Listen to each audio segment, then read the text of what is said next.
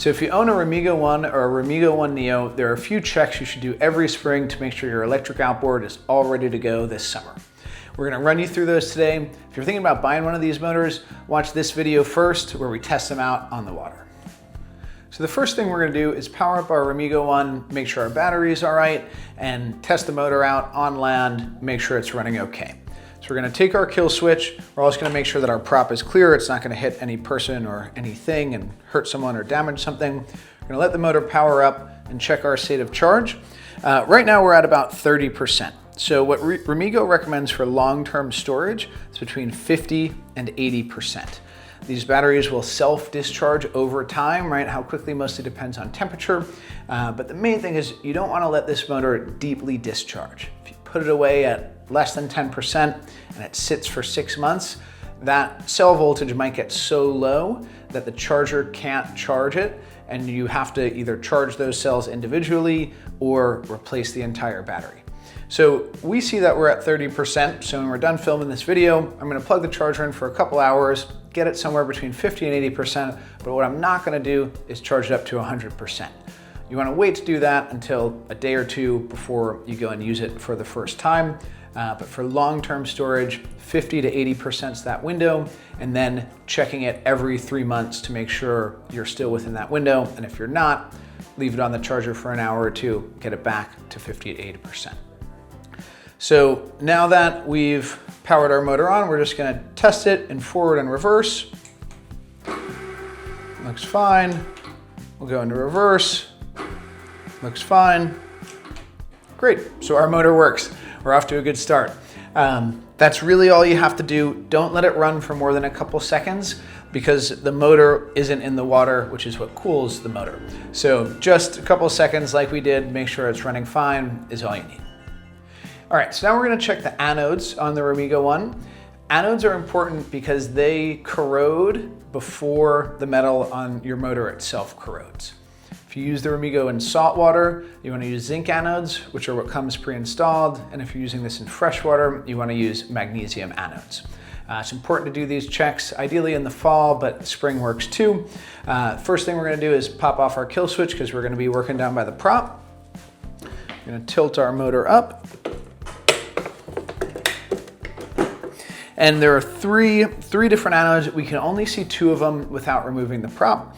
We have our shaft anode right here. And then on the other side of the prop is the housing anode. That housing anode is the one that wears the fastest. So if you notice that the prop shaft anode is ready to be replaced, you definitely want to replace that housing anode. This one looks great though. We can see it's barely worn. There's a little bit of corrosion on it, but it's really not worn down at all. Once 50% of it's gone, you definitely want to replace it. I usually replace them a little bit earlier than that, but this one definitely doesn't need to be replaced, so we're not going to take a look at our housing anode. And finally, there's one in the bracket.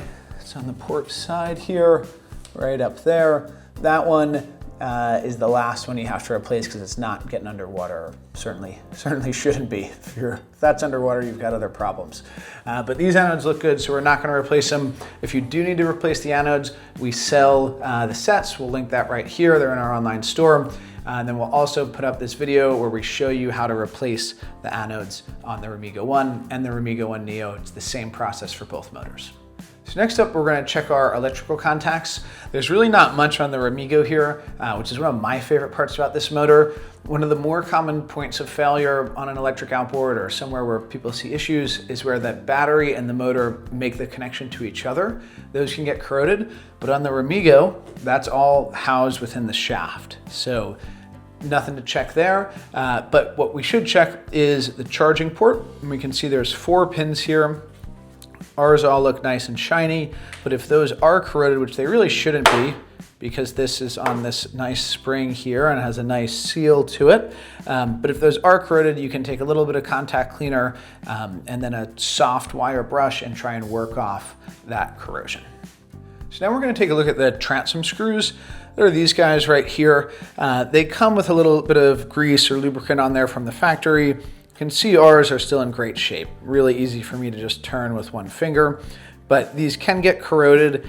If it's hard to turn and you see some corrosion on here, you want to take a hard wire brush and just try and work out that corrosion. Do it on both sides, right? So this part and then get that part down there. Afterwards, or even if it's not corroded and you want to do some preventive maintenance, or you notice there's no more grease in there, right? Ours still has some. But you can spray a little bit of white lithium grease there, a little bit of marine grease with a toothbrush. Just put a little bit on and then work it through. And then put a little bit more on this side, work it back through, do that a couple times, and you should be good to go and prevent these from seizing up in the future.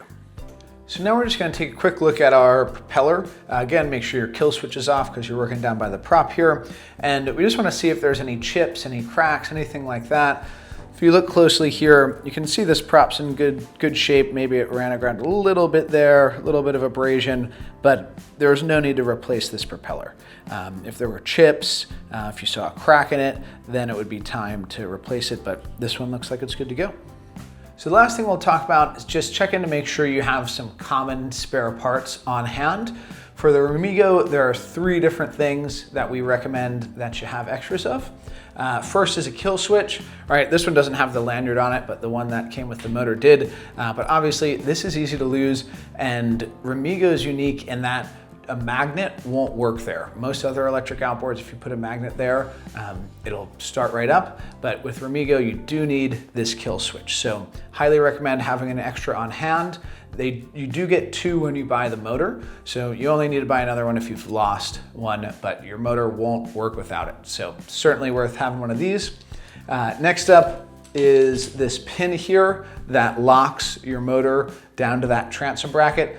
This is obviously small, easy to lose, and it does not float. So definitely worth having an extra one of those. If you get in a pinch, I'm sure you could find a machine screw or something to put in there, but I think they're about 20 bucks, worth having one of those on hand. And then finally is an extra propeller.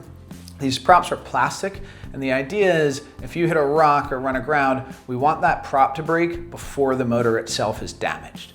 So if you have an extra one on hand, it only takes 10-15 minutes and a socket wrench to swap it out. If you don't have an extra one on hand, you're dead in the water until you can get a new one.